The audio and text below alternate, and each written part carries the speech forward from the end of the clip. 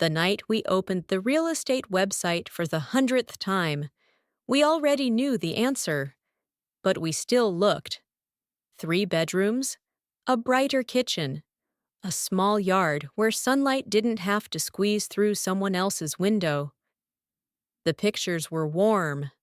The floors were clean.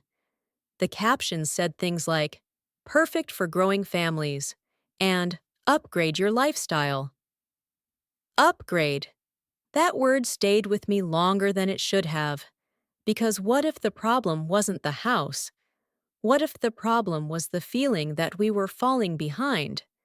We lived in 68 square meters, 2 small bedrooms, 1 bathroom with tiles that had started to fade near the shower, a kitchen that could not hold 2 people at the same time without elbows touching.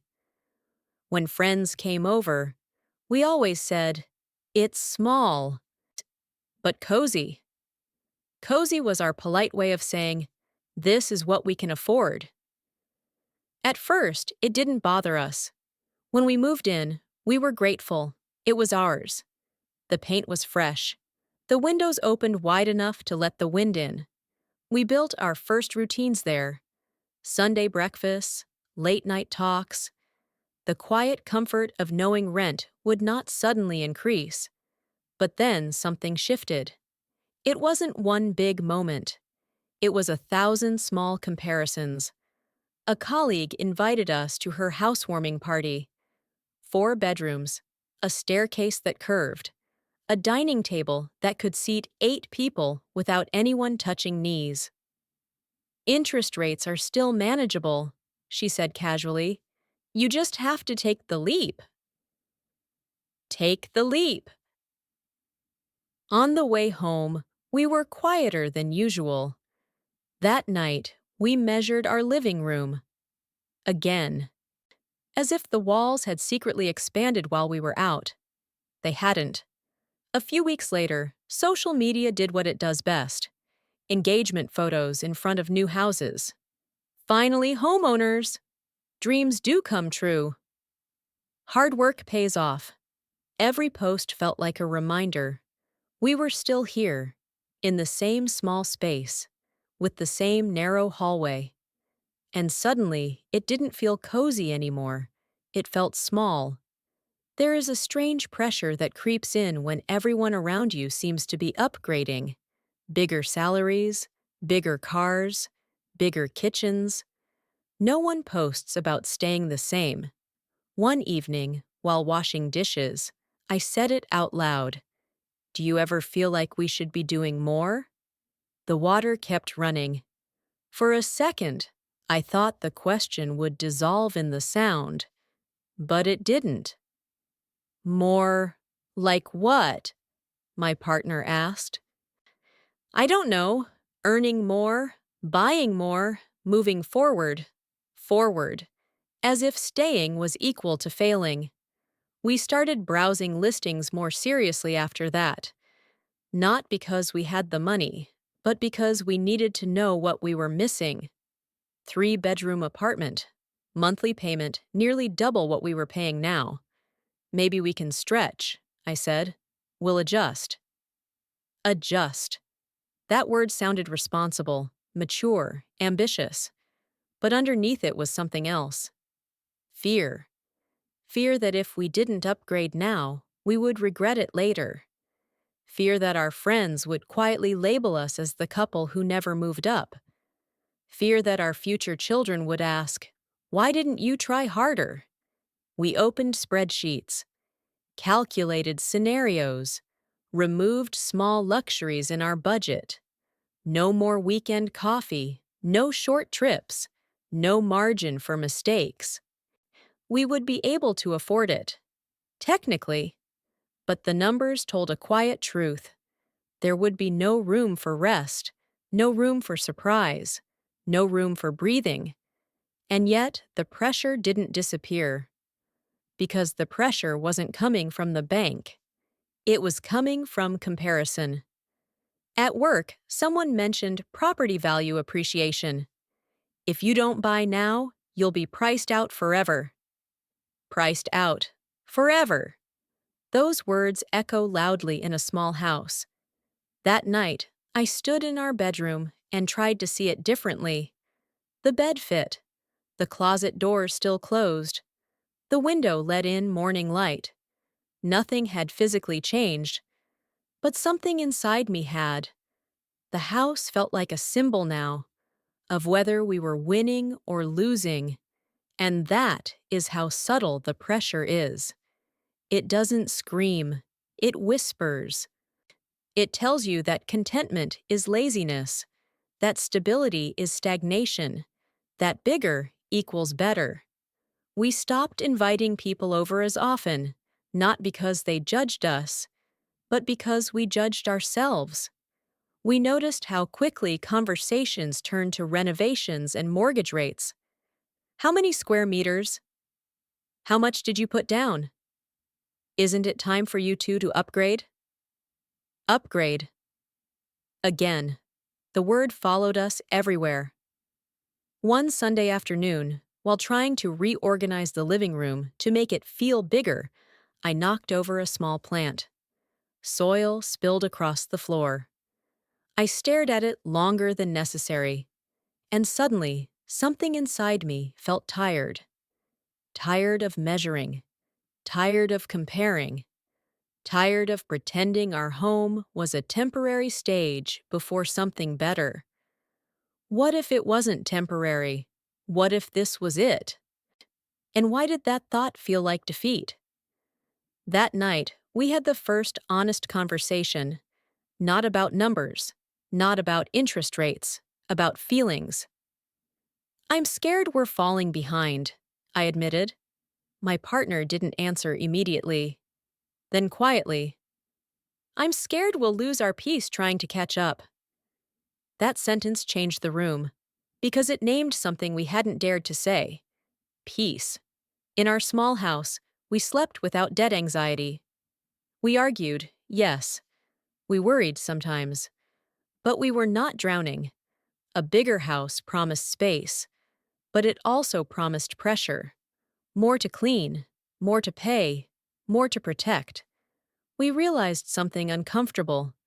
We didn't want a bigger house as much as we wanted reassurance. Reassurance that we were enough, that our progress was valid, that our life was not behind schedule, and no square footage could guarantee that. The pressure to upgrade is rarely about walls. It is about identity. Who are you if you don't grow visibly? If your life doesn't expand in measurable ways? Our 68 square meters had become a mirror, and what we saw there unsettled us. Not because it was too small, but because we were letting it define our worth. Over the next few days, we stopped browsing listings, not as a decision, just as an experiment. The silence was uncomfortable. Without the constant scroll of what's next, we had to sit with what is. We noticed small details again. How the afternoon sun lands exactly on the dining table. How the kitchen, though narrow, forces us to move carefully around each other. How every corner holds a memory we actually lived. Pressure still existed. Friends still upgraded. Social media still glowed with polished kitchens. But something had shifted. Instead of asking, how do we get more? We began asking, what are we actually missing? Was it space? Or was it validation? Was it comfort? Or was it comparison? The answers were not immediate. They rarely are. But that was the beginning. Not the beginning of downsizing, not yet. But the beginning of questioning the upgrade. And sometimes that question is more powerful than the move itself. The pressure didn't explode. It settled quietly between us. After we stopped browsing listings every night, the silence in our living room felt heavier than before. Not because we had made a decision, but because we hadn't. We were suspended between wanting more and protecting what we had. And that space in between is where financial stress becomes invisible. It doesn't look dramatic. It looks like small pauses before answering simple questions. It looks like checking your banking app more often than necessary. It looks like calculating numbers in your head while pretending to watch television. We didn't argue loudly. We didn't throw accusations across the room, but tension has a way of changing tone. Did you really need that? I thought we agreed to save more. Maybe we should be stricter. None of these sentences were cruel, but each one carried weight, because underneath them was a deeper fear. What if we're not disciplined enough to move forward? One evening, we sat at the table with our laptops open. Spreadsheets, savings projections, mortgage calculators. The numbers looked clean, objective, unemotional. But we weren't. If we cut eating out completely, I said. We already barely eat out, my partner replied. If we take on a side project, you're already exhausted. The conversation stayed calm. Too calm, like two people negotiating with a future that refused to cooperate. The truth was simple. We could stretch ourselves thin enough to buy bigger, but we couldn't do it without shrinking something else. Sleep, energy, patience, and maybe even kindness. Financial stress is strange. It doesn't always scream about poverty. Sometimes it whispers about pride. We both had stable jobs. We weren't struggling to pay rent. We were not in crisis. So why did it feel like we were failing? Because everyone around us seemed to be accelerating. Promotions, investments, renovations. There's a specific kind of pressure when your life is stable but not expanding. It feels like standing still in a world that values motion. At a family gathering, someone asked casually, "When are you two thinking of buying something bigger?" The question wasn't aggressive. It was normal, expected, but it landed heavily. "We're still considering," I said with a polite smile. On the way home, the silence returned. "Do you think they see us as stuck?" I asked. My partner sighed. "I don't know. Maybe we're the only ones seeing it that way." That sentence stayed with me. Maybe the pressure wasn't external. Maybe it was internalized. We began noticing how often we compared. Not just houses, lifestyles, vacations, furniture, even the way other couples talked about their next step. Next step. As if life was a staircase, and staying on the same level too long meant you were lazy. One night, while lying in bed, I asked quietly, "If we never moved to a bigger place, would you regret it?" There was a long pause. "I would regret being constantly anxious more," my partner said. That was the first time anxiety was named directly. Not ambition, not growth. Anxiety, because that's what it had become. We weren't dreaming about open kitchens anymore. We were worrying about being left behind. We started snapping over small things. Shoes left in the hallway, dishes not washed immediately, lights left on. None of these were really about electricity bills. They were about control. When money feels uncertain, even if you're not broke, control becomes precious. If we couldn't control property prices, we could control expenses. If we couldn't control comparison, we could control each other. And that realization was uncomfortable. One weekend, we visited a newly renovated apartment owned by friends. It was beautiful, spacious, bright. They talked excitedly about long-term investment, equity, future value. On the drive home, I said, "It would feel nice to have that kind of space." "Yes," my partner replied, then added quietly, but I also noticed how stressed they looked. I hadn't, at least not consciously, but when I replayed the evening in my mind, I remembered the subtle comments. We're still adjusting to the payments. It's tight for now, but worth it. Tight for now. That phrase lingered. How long is for now? Months? Years? The pressure to upgrade is rarely about comfort. It's about narrative. You want to be able to say, we moved forward, not, we stayed. But staying doesn't mean stagnating, and moving doesn't always mean growing.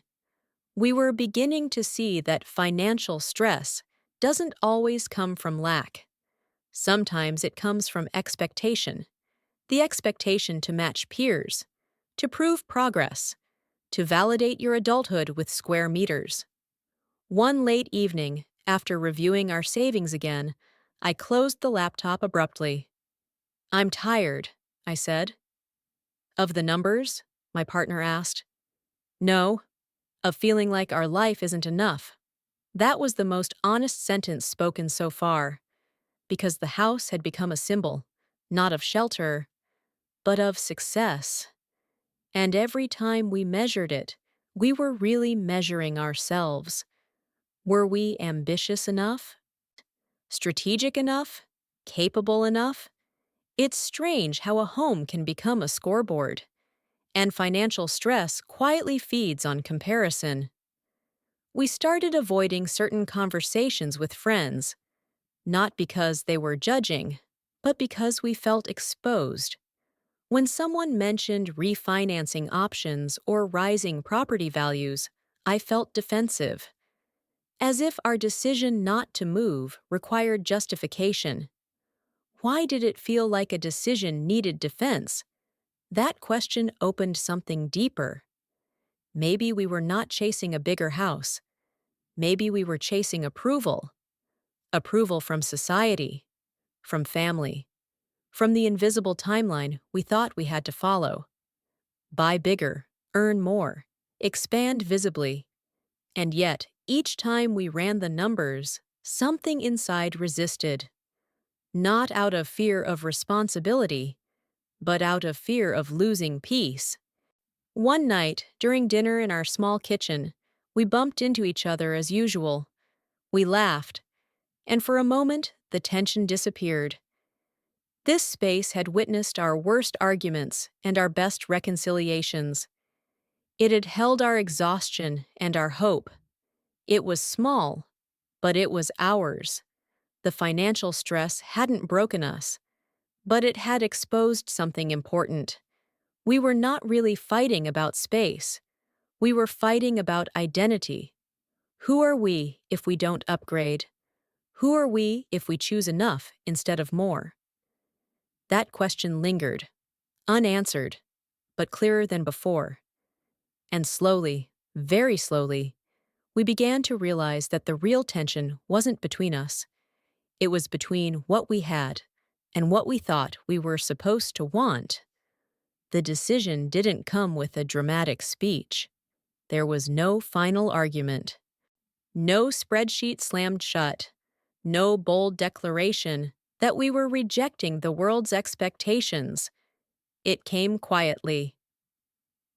On a Tuesday, in the middle of an ordinary evening, we were sitting on the floor because the couch suddenly felt too far apart for the kind of conversation we needed to have.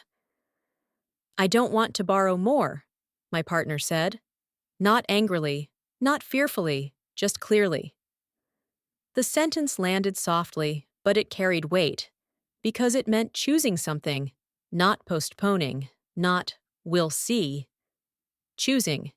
I didn't answer immediately. I felt the old reflex rise inside me. But what if we regret this? What if we miss the opportunity? What if everyone else moves forward and we don't? But then another question surfaced.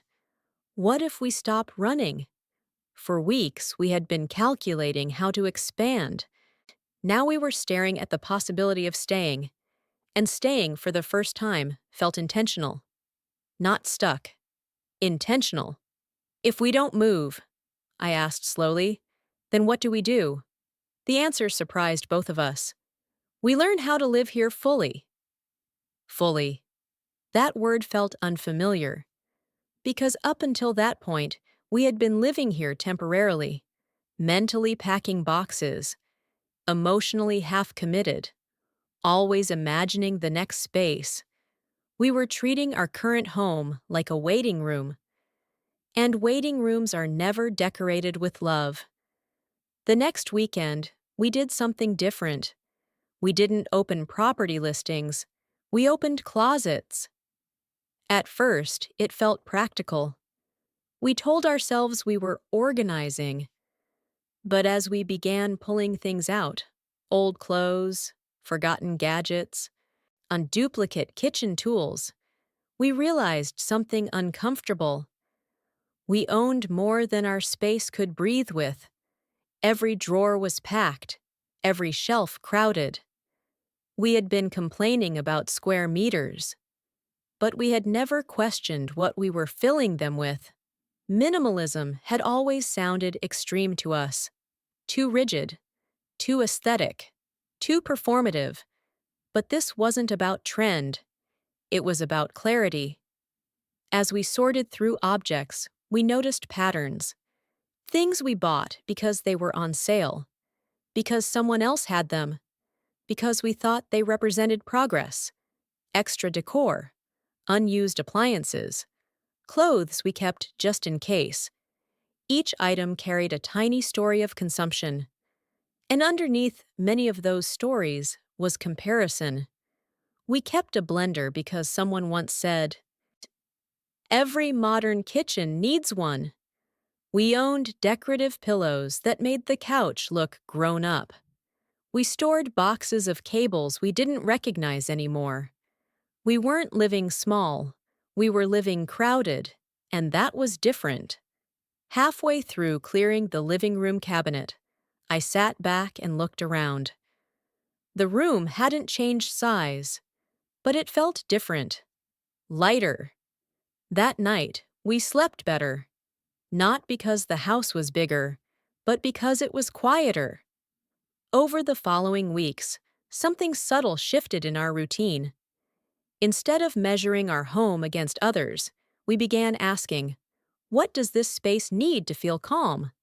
Not impressive, not competitive, calm. We removed furniture that blocked natural light, rearranged the dining table to create openness, donated bags of items we hadn't touched in years. With every bag that left the house, something invisible left too. Pressure, noise, expectation. Living smaller was not about deprivation, it was about editing. And editing requires honesty. We had to admit that some of our purchases weren't about utility, they were about identity. Buying something new had temporarily made us feel like we were progressing. Now we were learning that not buying could feel just as powerful. One evening, while folding clothes, fewer clothes, I asked, "Do you miss the idea of moving?" My partner thought for a moment. "I miss the idea of being ahead," they said. That answer was precise, because what we had been chasing wasn't square footage. It was reassurance that we were succeeding.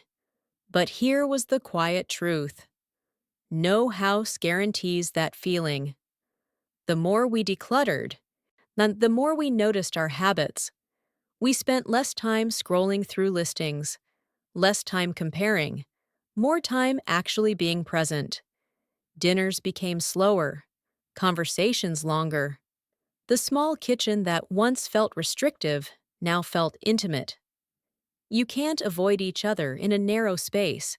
You have to move together. Living smaller forced collaboration. It required intention, and intention created awareness. We also began confronting financial habits, not with panic, but with curiosity. What are we spending on? Why? What emotion is driving it? When we resisted buying something impulsively, we noticed the discomfort. It wasn't about the object, It was about the story we attached to it. If we own this, we're upgrading. If we buy this, we're improving.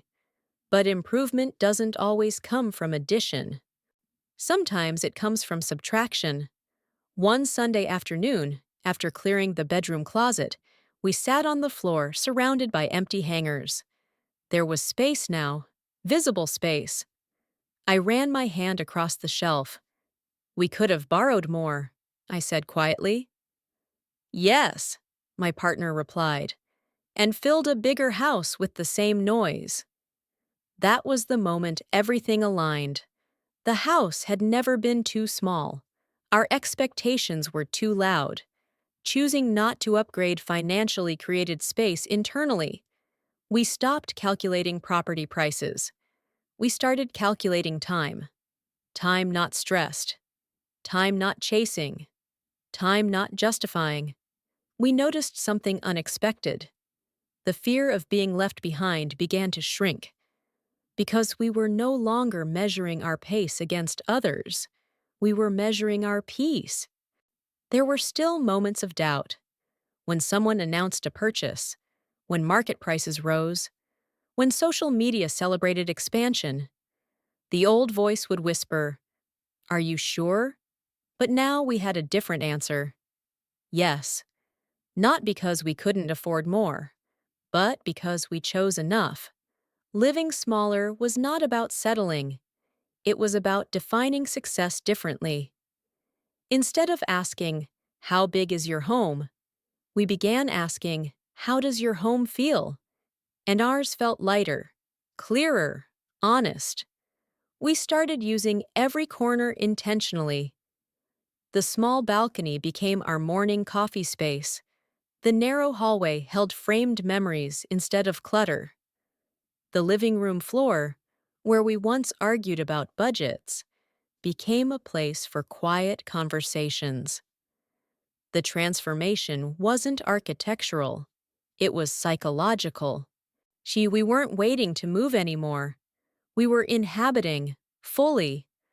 One night, as rain tapped against the windows, I looked around and felt something unexpected. Gratitude. Not for what we might have, but for what we had chosen. The pressure to upgrade hadn't disappeared from the world, but it had loosened its grip on us, because we realized something simple and powerful. Space is not only measured in meters, it is measured in breadth, in clarity, in freedom from unnecessary weight.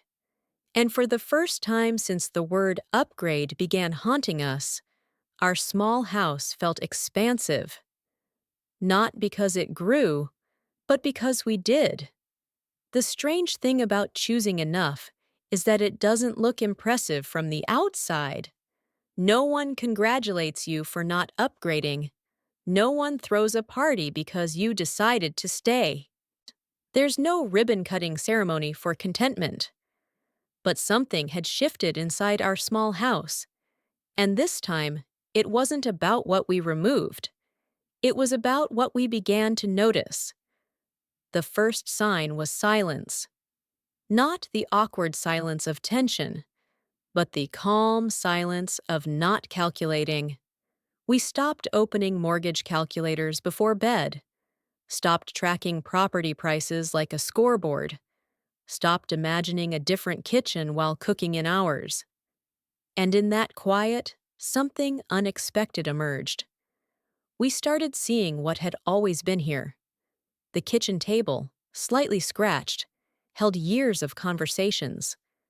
The couch, too close to the wall, had supported us through difficult nights. The small window in the bedroom framed sunsets that no larger space could improve. Real wealth doesn't announce itself loudly. It hides in repetition, in familiarity, in the comfort of knowing where the light switch is in the dark. One evening, we invited two close friends over, not to impress, not to apologize for the size, just to share a meal. We didn't rearrange furniture to make the room look bigger. We didn't joke about, "Sorry, it's cramped." We cooked something simple, placed plates on the table, sat close enough that our elbows touched, and something beautiful happened. No one talked about square meters. We talked about memories, about fears, about the strange pace of adulthood. The room was small, but it felt full, not of objects, of presence. Later that night, after they left, I realized something quietly powerful. We had once believed that a bigger house would allow us to host more generously, but generosity doesn't depend on size. No, it depends on openness. And openness isn't architectural, it's emotional. Over the next few weeks, we noticed other changes. We spent more evenings at home, not because we had to save money, but because we wanted to be there. The balcony, once ignored because it was too small, became our favorite place at dusk. Two chairs barely fit. Our knees almost touched the railing, but the sky was wide. And for the first time, we weren't thinking about upgrading the view. We were simply looking at it. Living smaller began revealing a kind of wealth we had overlooked: time. Because we weren't stretching ourselves financially, we weren't constantly chasing extra income. We weren't calculating overtime hours against mortgage payments. We weren't making decisions out of fear. That freedom is subtle. So it doesn't appear on bank statements, but it shows up in your breathing. It shows up in how gently you respond during disagreements. It shows up in how present you are during dinner. One night, during a quiet conversation, I asked, "Do you ever feel like we chose the easier path?" My partner thought for a moment. "I think we chose the clearer one," they replied. Clear. That word resonated. A bigger house would have been visible progress. But clarity is invisible, and invisible progress is often the most transformative. We began redefining what wealth meant to us. It wasn't just assets, it was alignment. Were our choices aligned with our values? Were our expenses aligned with our peace? Was our ambition aligned with our capacity? We realized something uncomfortable but freeing. For a while, we had been chasing a life that looked impressive. Now we were building a life that felt intentional. And those two are rarely the same. In our small living room, we started new rituals. Friday evenings without screens. Sunday mornings reading quietly. Cooking together instead of ordering out. None of these required more space. They required attention. And attention multiplies meaning. We also noticed how our conversations changed. Less comparison, more curiosity. Instead of asking, "How do we get ahead?" we began asking, "What actually matters?" Security mattered, health mattered, connection mattered. Square footage? It fell lower on the list. One afternoon, while cleaning the window, I caught my reflection. For months, that reflection had carried tension. Now it looked lighter. Not because life was easier, but because it was simpler. Simplicity is often mistaken for limitation, but true simplicity is spacious. It removes what doesn't serve you, and what remains feels intentional. We weren't rejecting growth, we were redefining it.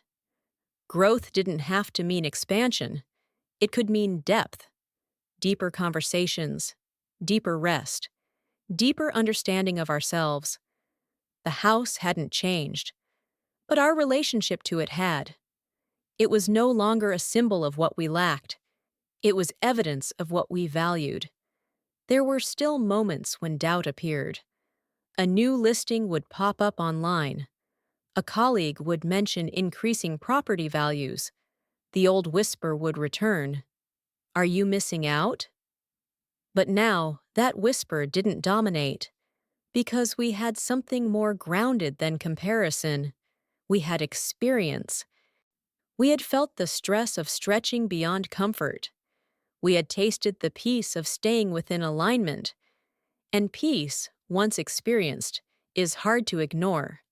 One evening, during a rainstorm, the power flickered briefly.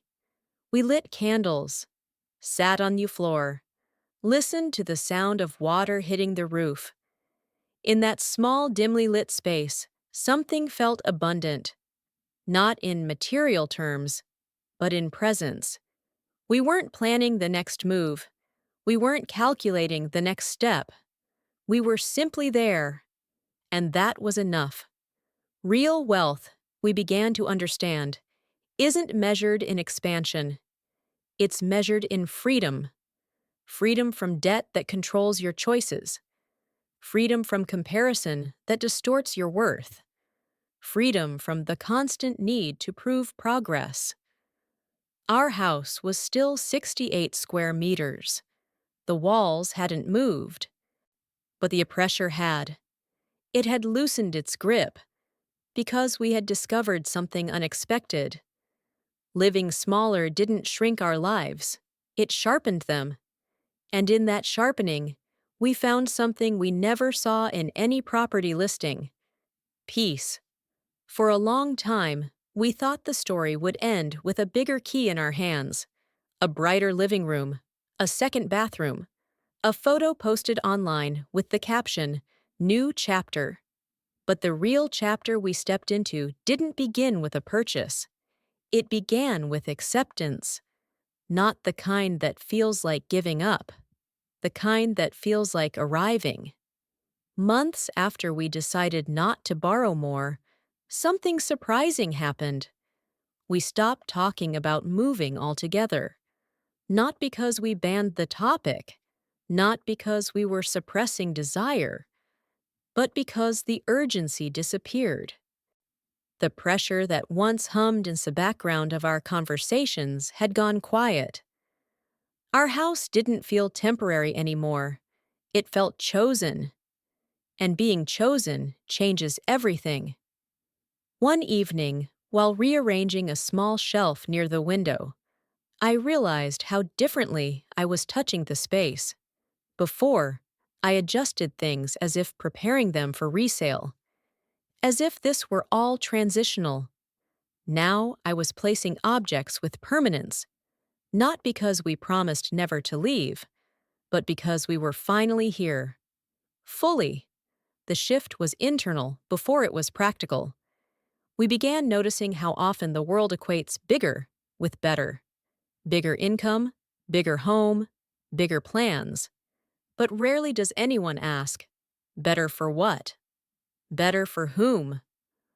When we chose not to upgrade our house, when we were forced to confront a deeper question, what were we actually upgrading for?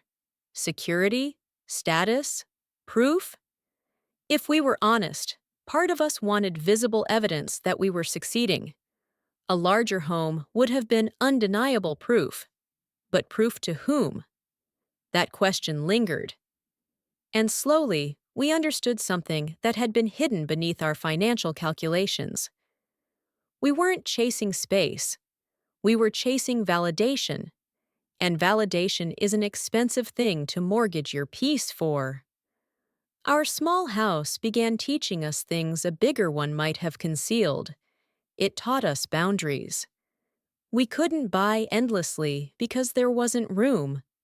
We couldn't accumulate without intention. We couldn't avoid each other in wide corridors. Living smaller made us more deliberate. When you share tight space, you learn to communicate gently. So you learn to resolve conflicts quickly. You learn that silence carries weight. The house became less of a container for things and more of a container for growth. One afternoon, sitting on the balcony with coffee, I asked quietly, "Do you think we'll ever move?" My partner smiled. "Maybe, but not because we feel behind." That distinction mattered. If we move one day, it will be because we're expanding from alignment, not escaping from comparison. That realization felt like freedom. We were no longer reacting to external timelines. We were responding to internal clarity. Friends continued to upgrade. Announcements continued to appear online. Real estate markets continued to fluctuate. But something inside us stayed steady. Because we had answered three questions that once haunted us. Are we falling behind? No. We are moving at a pace that protects our peace. Are we limiting our future by staying? No. We are strengthening our foundation. Is our life smaller because our house is smaller? Number. Our life is deeper. Depth is quiet. It doesn't show up in square footage. It shows up in how present you are at dinner, in how softly you close the door at night, in how secure you feel without needing applause. There were evenings when we would sit in the living room, lights dimmed, and simply exist. No scrolling, no comparing, no calculating, just breathing. The house, once a symbol of what we lacked, had become evidence of what we had learned. We learned that space does not guarantee peace. We learned that debt can amplify doubt. We learned that enough is a powerful word when chosen intentionally. And perhaps most importantly, we learned that contentment is not the absence of ambition. It is the alignment of ambition with values. Choosing to live smaller did not shrink our dreams. It refined them. Instead of dreaming about larger kitchens, we dreamed about flexible schedules. Instead of dreaming about guest rooms, we dreamed about more meaningful conversations. Instead of dreaming about resale value, we dreamed about inner stability. One rainy evening, we found ourselves laughing in this kitchen because we both reached for the same cabinet at the same time. Years ago, that narrow space felt inconvenient. Now, it felt intimate. We realized something simple and profound. A bigger house might have given us more distance. This small one gave us closeness. Closeness to each other. Closeness to our priorities. Closeness to what truly matters. And in that closeness, our hearts expanded. We didn't need extra rooms to feel abundant. We needed clarity. Clarity that our worth isn't measured by visible upgrades. Clarity that growth doesn't always require expansion. Clarity that peace is a form of wealth. If you are listening to this and feeling some pressure to upgrade, pause. Ask yourself gently, are you seeking space or are you seeking approval? Are you expanding your life or are you stretching your anxiety? Are you moving forward or are you running from comparison? There is nothing wrong with wanting more, but there is something powerful about wanting wisely. A smaller house does not mean a smaller future. Sometimes it means a stronger one. Because when you learn to live with intention in limited space, you discover that the most important expansions happen within. Thank you for spending this time with us. If this story resonated with you, if it helped you breathe a little slower, or rethink what upgrade truly means, please like and subscribe to support more stories like this. Sometimes the biggest transformation doesn't require a bigger house, just a bigger understanding of what is already enough.